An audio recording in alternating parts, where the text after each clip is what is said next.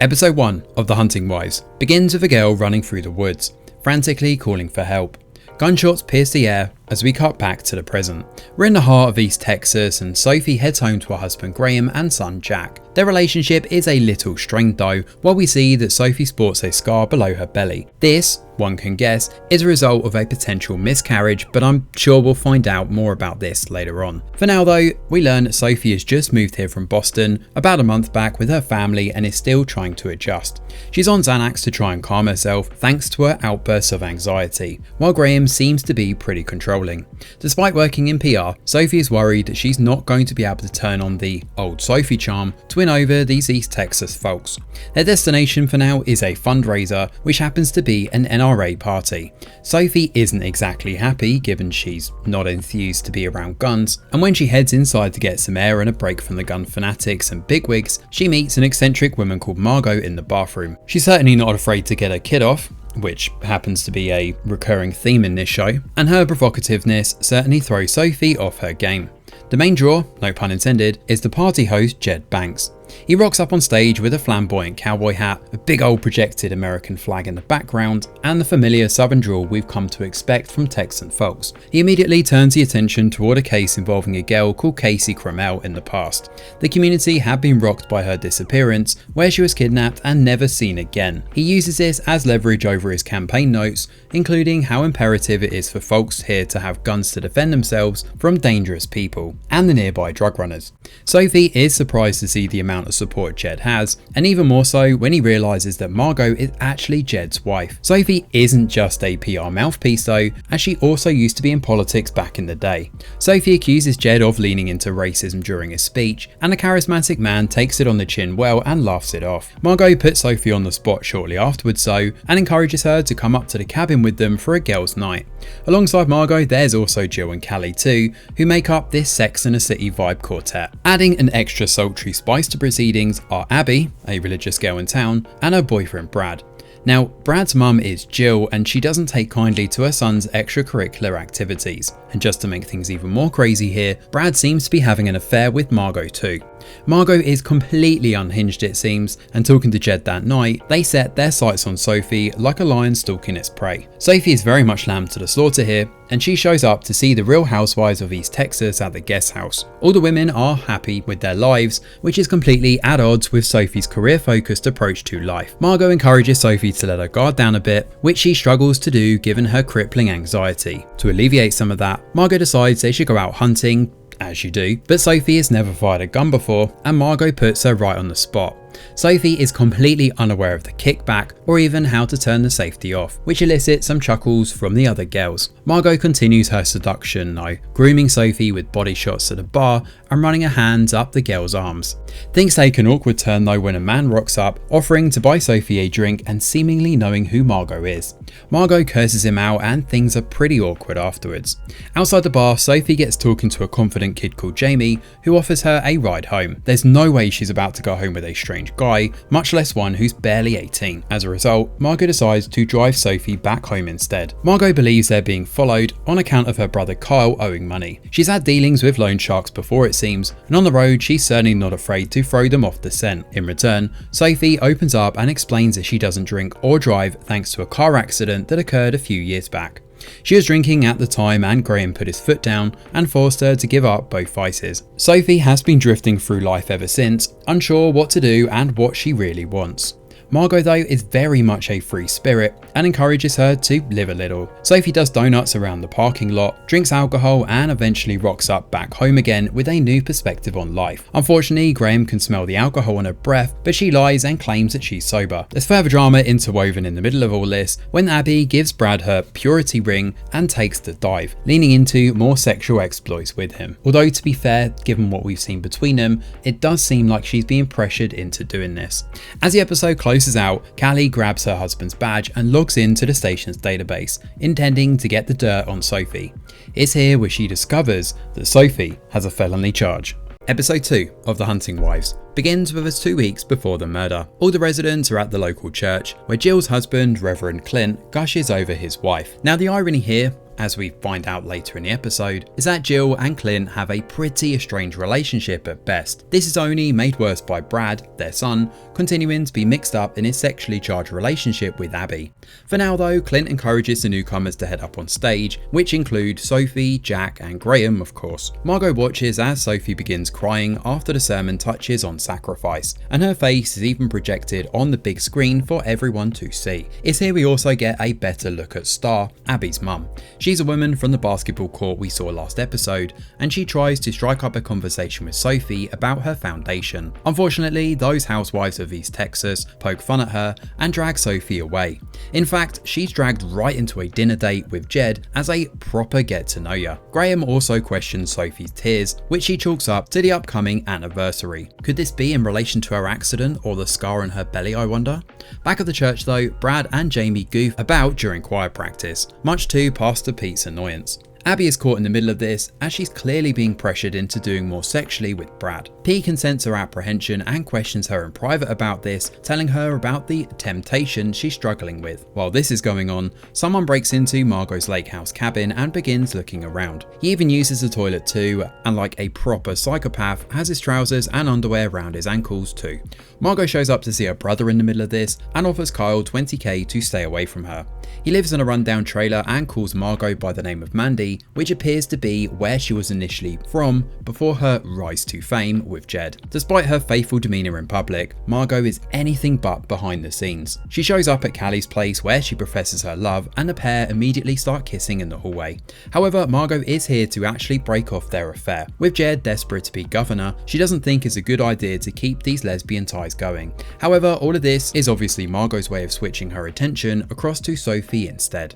That night, the dinner party goes ahead and we learn more about how these guys met. Apparently, Jed and Margot met online, while Graham and Sophie's is a tad more romantic than that. Sophie was waiting tables while Graham was in grad school, Harvard to be precise, and the pair were also neighbours too. Back then, Sophie was a bit of a wild child and a party girl until she killed it in PR before becoming a mum.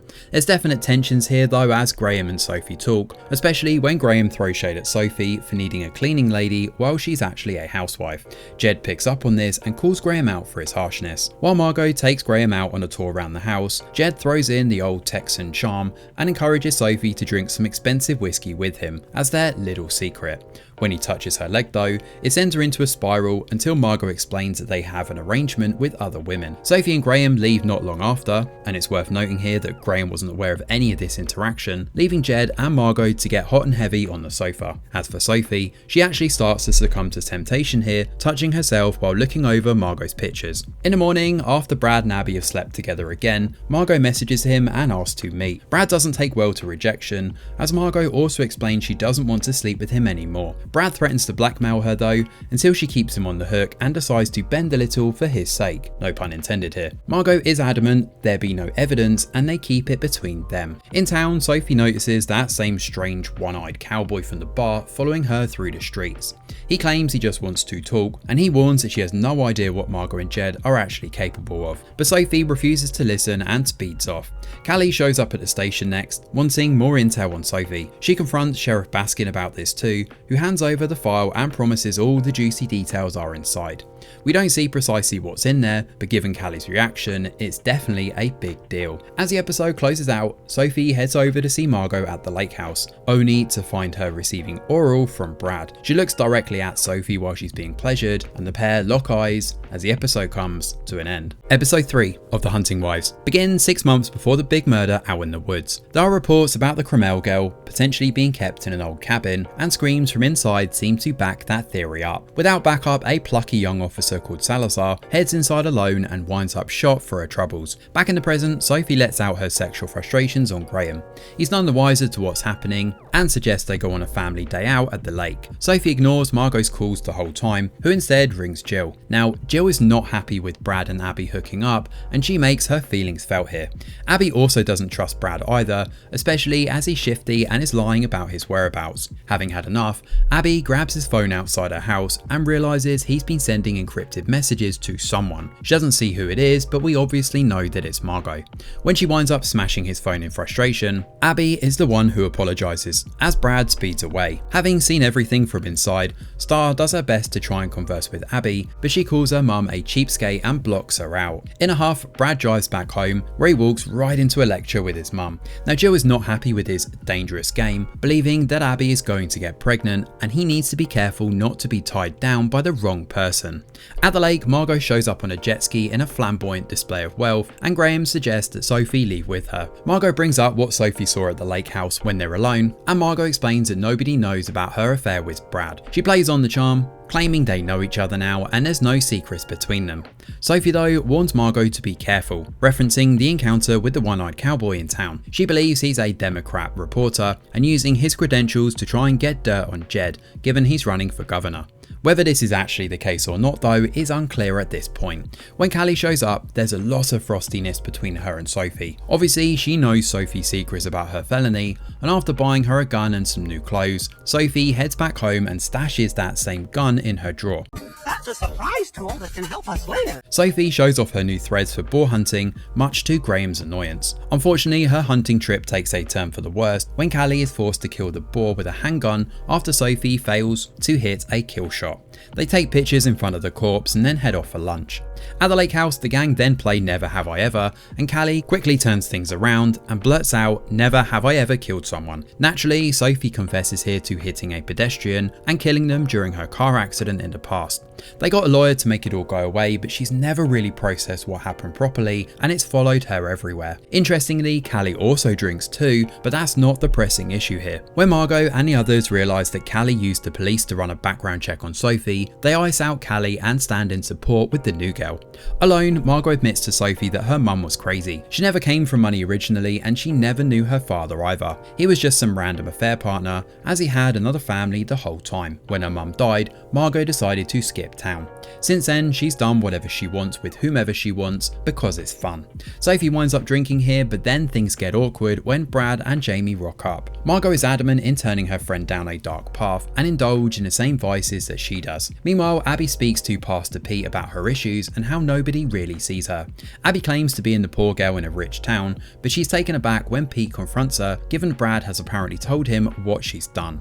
Abby is pissed and shows up at the house party Brad is supposed to be at. Of course he's not there, given he's over at the lake house with Margot and Sophie. Abby rings Jill when she struggles to find him and winds up threatening her over Brad and the way he's sleeping with multiple women. At the lake house, Sophie cheats on Graham during a game of spin the bottle, both with Jamie and Margot.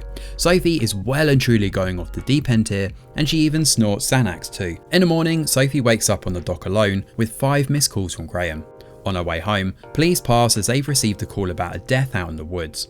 It turns out it's actually Abby, and she's clearly been shot. Detective Salazar, the woman from the start of the episode who we saw was shot, and Flynn are on the hunt here and believe they need to get forensics on board. When Sophie heads home though, she realises that her gun is missing. Episode 4 of The Hunting Wives begins with news of Abby's death spreading across town. Poor Star is obviously heartbroken, while Pete and Brad drown their sorrows in alcohol. Meanwhile, Graham chews out Sophie for her behaviour. She lies about what she was up to, and Graham doesn't really buy her excuses either. Jack isn't happy to hear about her mother killing boars, and she sounds just like Margot as she tries to wave away his concerns. Margot shows up to see Jill here, whose attitude is completely different from the unhinged demeanour we saw her embracing the night before. Margot reinforces that Jill needs an aggressive lawyer to stand on her side, given this is now a murder case and the police are going to be all over this one like a rash. Of course, Margot wants to keep her affair with Brad a secret here, hence her desire to get involved and get a fancy lawyer.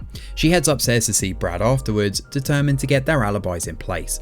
This is entangled with Jill too, who actually seems to be a bit suspect, as she takes the lead afterwards and tells her son they need to be on the same page. Margot quizzes Callie over what she knows and tries to guide the investigation in a different direction away from Brad. However, this murder is big news in this small town, and Sheriff Johnny is going to be the talk of the town when the national news media roll in. Callie though senses an opportunity for him to step up and play the immigration angle. Sophie shows up at the lake house to see Margot, but when nobody answers, she lets herself in. Now she finds Margot's underwear down the side of the sofa and takes it for herself. The real item she's looking for though is not sexual mementos, but actually her gun. When Margot does show up, she stirs the pot by claiming Jamie once had the hots for Abby. Abby. They don't talk for long though, as the pair wind up sleeping together afterwards. Entangled together in bed, Sophie finally opens up and admits that she and Graham were trying for a second child a few years back, but there were complications and she wouldn't stop bleeding. She lost her child, and although Graham tried to help her, he never really understood the pain she was carrying. This is why she started drinking and had her accident, further compounding her misery with the death of this pedestrian. Back at the station, Salazar shows up to see Flynn and brings some crucial evidence his way. She's been checking the body and has noticed that Abby's purity ring is missing from her finger. She believes this points to a crime of passion and how Brad is actually their guy. She's riled up and wants to get involved in this case despite being on leave. With no witnesses, no cameras, and the body seemingly having moved too, Flynn reluctantly lets Salazar watch the interviews play out. Brad has a pretty aggressive lawyer who forces his client to stay quiet, while Brad gives an impassioned plea, blaming himself for not being there for Abby. Brad's official statement is that he was grounded and home all night with Jill watching TV. Salazar is shocked that the police, and in particular Sheriff Johnny, don't grill him further. Star shows up and is convinced that Brad is responsible for her daughter's death. She makes a big scene at the police station, and of course Star saw Brad and Abby have their big argument outside the house, so she certainly has justifiable reasons around this. Salazar senses an opportunity here and speaks to Star in private. It's here Star admits to Salazar about the fight and how Brad has a darkness inside him. This fires Salazar up to investigate further. Clint speaks to Pete in the church and questions his commitment to the cause. He believes Pete is too familiar with the kids here, notwithstanding the masturbation incident in his car the night of Abby's death, and is a hint towards something that happened in Louisiana. Clint demands he step aside for the greater good. Greater good. The greater good. But what happened in Louisiana here, I wonder? Jill shows up to see Star, promising to do what she can for her. Underneath this nice girl smile though is a much darker, more methodical motivation. She obviously doesn't want Brad to be outed and is trying to sweeten the deal. However, that's not going to fly. At the lake house, Sophie and Margot kiss outside before parting ways. That friction winds up extending to the dinner table though, as Graham is cold towards Sophie and she continues to message her bestie in secret. With the spotlight on the town, the group head on out to pay their respects to Abby at the moonlit vigil. Clint says a few words about anger and justice, along with how they're taking this seriously with a 100k reward put up for anything that leads to this being solved. Jed also plays his part here, stepping up and getting some PR pitches in with Star before taking over the mic. He turns the vigil political and uses this as a platform to announce his candidacy to run for governor. When police show up though, they make a massive scene and arrest Sophie in front of everyone. It turns out a detective over in Winsboro has found Sophie's gun, which was used in a shootout. Obviously, Graham wasn't even aware that she had a gun, and even worse, this same gun was used to kill Abby Jackson, which is where the episode comes to an end. Episode 5 of The Hunting Wives begins with Sophie being questioned by police. Now Margot is Sophie's alibi here, as she mentions staying at the lake house together after the hunting incident. The trouble is, the evidence against Sophie doesn't look good. Sophie's past felony is brought into this too, despite there being no connection between cases, before Sophie's lawyer is brought into the fold. Sophie is allowed to leave though, given the police don't really have anything concrete on her, while Flynn is left with nothing. Jed is not happy about the publicity surrounding Sophie interrupting his big speech. The rest of the girls gossip, while Sophie heads back to see Graham and admits that she blacked out after drinking. There's no word on her cheating, and Graham isn't exactly happy with his wife's secrecy. Sophie is also shut out by Jed too, refusing to let her see Margot. It's very clear from Jed's little signals to Margot after shutting the door that a pair of them are conspiring together. Well, Sophie starts to figure this out too, as she checks on social media and notices that a lot of the women have unfollowed her. While Pete obsessively stalks social media, Brad shows up to see Jamie at the basketball court. He's been feeling guilty over Abby's death, and as things escalate, the kids wind up fighting with each other. Brad is not happy, especially when he realizes Jamie is going to tell the truth and where they were that night. Jill cuts off her son midway through and swears him to silence afterwards, promising to take care of all of this herself. And not long after, Margot gets a message from Brad warning that Jamie is going to be a problem. Now in the middle of this, Star shows up at Jill's house. She's pissed that the funeral arrangements have been paid for, as she sees this as a way of Jill appeasing her guilt and paying her off. An angry and bitter Star threatens Jill and promises retribution. Jill though is too preoccupied by this Jamie situation, and she shows up to see him at the court. Jill pays his silence with a $50,000 scholarship program, promising to keep it in the family. Now Margot and Jed show up at the station to give their statements next, where Margot admits to taking a Xanax and driving off when she had a family emergency around 10:30 p.m. She claims to have left Sophie on her own, which isn't good news. Johnny actually turns off the camera here when Margot mentions her folks, much to Flynn's shock. He senses something is going on here, and he shows to see Salazar at her place. The thing is, Margot's alibi checks out despite the weird and quite frankly convenient circumstances. Salazar doesn't buy that Sophie is our killer either, especially given the girl can barely shoot, let alone sharpshooting Abby from a distance in the woods. As Salazar tags along to Abby's funeral, mostly to get a scope of who the main players are here, where Sophie's arrival stirs many in the crowd who aren't happy to see her. Flynn notices Callie approach and forces her out the door. In the parking lot, our one-eyed cowboy leaves a note on the hood of Sophie's car, sporting a number encouraging her to talk. Jamie races out to check on Sophie and points out how unfair all of this is. He tells Sophie that she's innocent because it's a feeling he has, and apologises for what took place between them. Thankfully, they never actually had sex, and all they did was kiss. She rejected him several times and then took Brad home. Sophie is spiraling and heads home to see Graham, pointing out the big conspiracy that's been put up against her. Flynn and Salazar have another crack at questioning Sophie here though, when they show up at her place not long after. They bring up Margot's alibi, and Salazar points out how guilty that Sophie looks right now.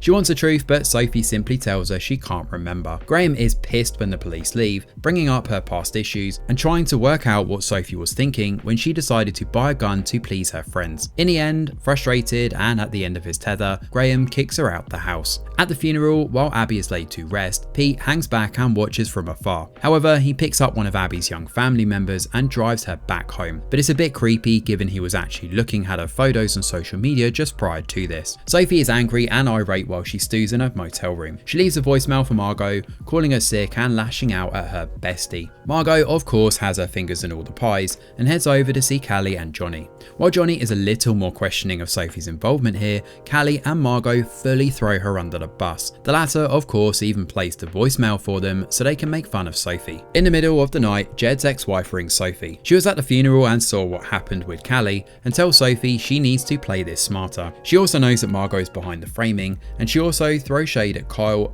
Margot's brother, too.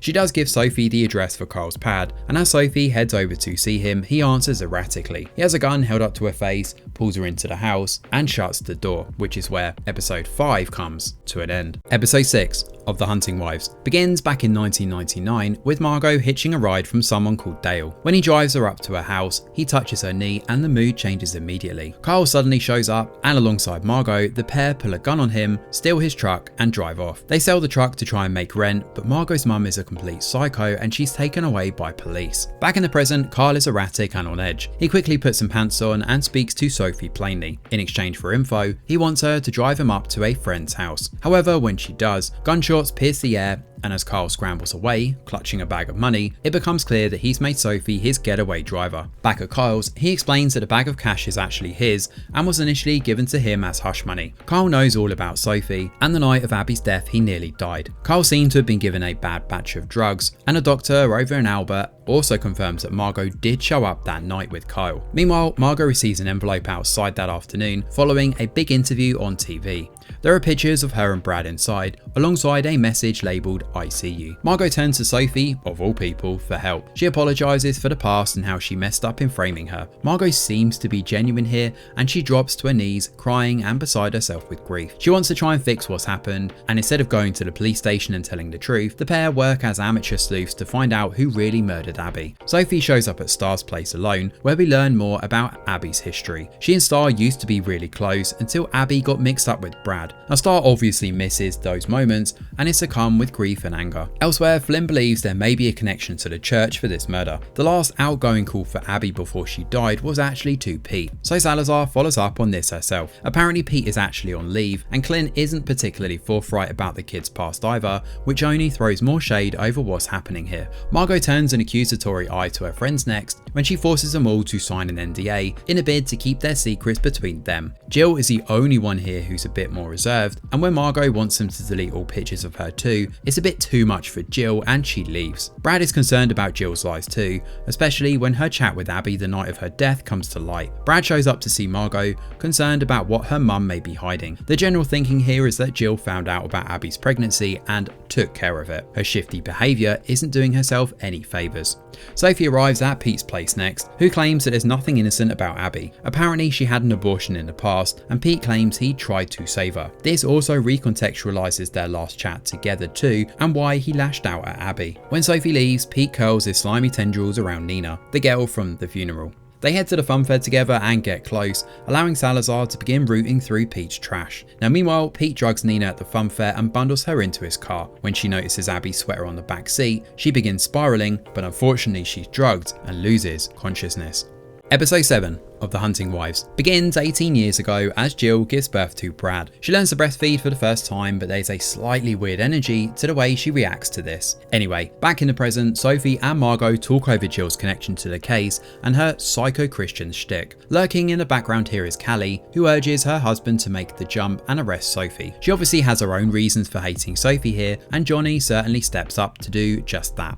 Johnny heads to the station and puts his foot down. After the Cromwell situation, he wants the officers to find Abby's killer, organising a big search party to go out and comb the woods. This obviously should have been done ages ago, but at least he's actually doing something now. There's also a pretty funny joke here as Flynn comments over exactly what's up Johnny's ass, and given the scene that preceded this, it's all quite ironic. But obviously, given this is YouTube, I'm not about to show that here. Sophie shows up at Star's place and reveals that Abby may have been pregnant and had an abortion. Star is shocked and obviously does not take well to this news at all. Margot meanwhile arrives to see Brad, who admits that his mum has been acting super weird lately. Margot wants him to do some snooping on Jill, including checking her phone and her camera roll. With the passwords changed on her phone and laptop, Brad next checks the car's sat-nav and finds all the recent trips have been deleted. Uh-oh. Salazar continues her digging and looks closer at Pete. Nina is nowhere in sight and he looks to be packing his stuff and leaving town in a hurry. Alarm bells ring for Salazar, who questions exactly what he's up to. He claims that he doesn't really know Abby, but evidence obviously suggests otherwise. Salazar also realizes he's been drinking, and when he opens a glove box and she sees cinnamon chewing gum here, the same smell that she remembered from the cabin before she was shot, she realizes there's a connection to Cromwell and the cabin shooting. Pete speeds off when he realizes this too, but he doesn't get far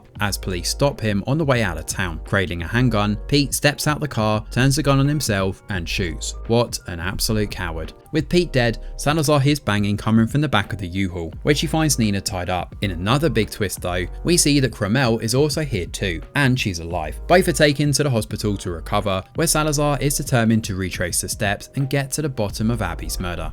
Johnny gives a big speech at the police station with this news, where he claims that Pete's actions don't bear any connection to Abby's death. It turns out Pete was actually in Southfield the night of Abby's death, so he has a solid alibi. This also means that there's someone else out there responsible. In the midst of this drama, Salazar is reinstated as an officer at the station. However, Johnny and the others already have their prime suspect, which is of course Sophie. Johnny brings Sophie in for questioning here, who makes a point of saying she never met Abby. Johnny shows otherwise though, with a trail camera in the woods that shows footage of her having a big altercation with Abby. Sophie is shocked when she sees this, and without an explanation, she's arrested for the murder. The only one who doesn't see a connection here is Salazar, who continues to try and find the truth. Star is also on the hunt too, and along with finding lingerie in Abby's room, she learns from Jamie the true extent of Abby and Brad's love for one another. Callie and Margot decide to head over to Jill's place next to get to the bottom of her issues and straighten everything out. However, when they head into the kitchen, they find that Star is dead. Jill is erratic and claims this was done in self-defense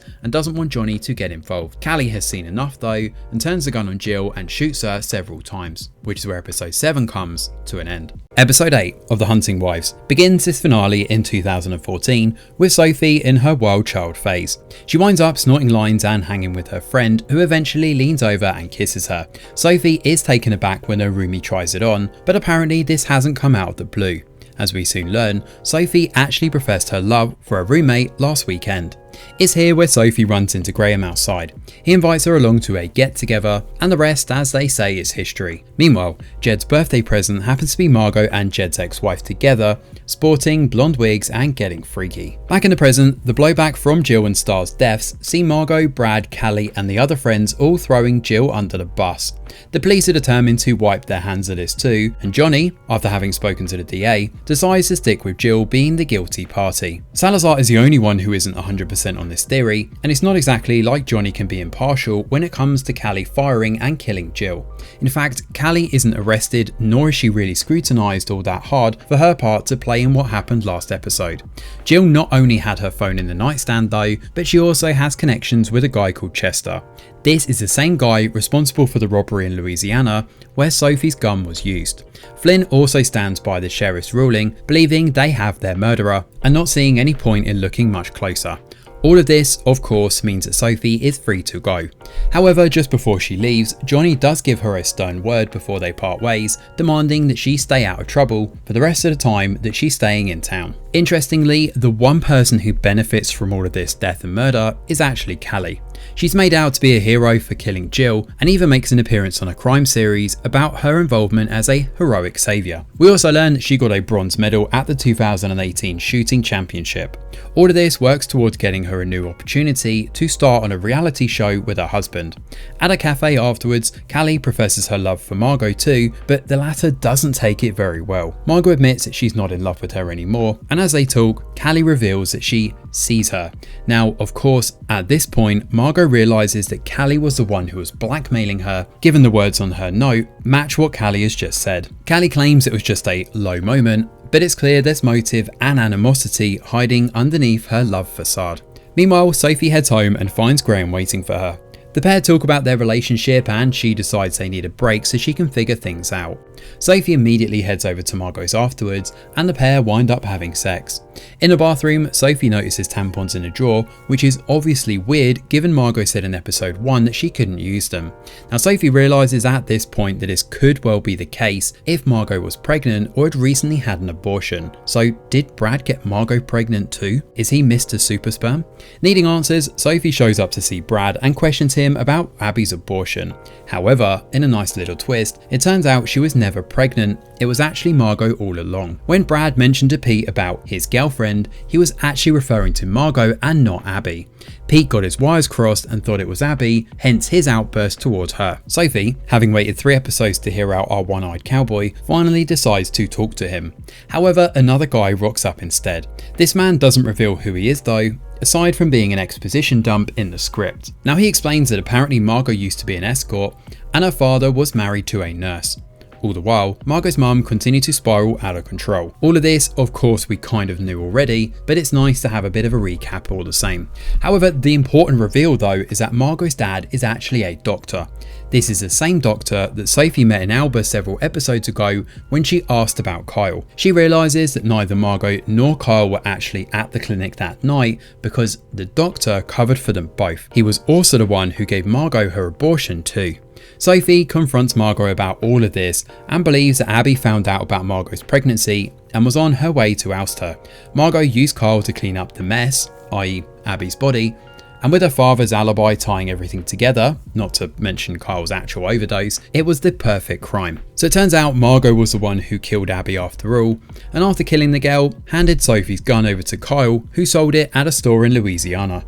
Sophie was wandering around the woods on the camera, yes, but she wasn't the one who pulled the trigger, and apparently the cameras never caught Margot there either. Although we're not told this, I'm guessing Sophie just wandered back to the lake house and fell asleep on the dock while Margot worked to avoid all the trail cameras throughout the woods. Back home, Sophie admits she's cheated on Graham with Margot. She claims it's over and notably doesn't mention anything about Jamie either, prompting Graham to leave in the middle of the night. Parallel to this, Margot also comes clean to Jed about her cheating with Brad, along with her pregnancy and abortion. Unlike Graham, Jed is absolutely pissed and slaps her in the face, forcing her out the house. With nowhere else to go, Margot rocks up back with her brother. Margot can see her whole life crumbling and contemplates whether to turn herself in or not. Kyle demands she stay quiet and get her shit together, and as she does, she shows up next to see Callie and spins a story of her own that Sophie is spreading rumours and playing a power game with her. Meanwhile, Sophie decides to get drunk and heads out onto the road, where Kyle rocks up in his truck.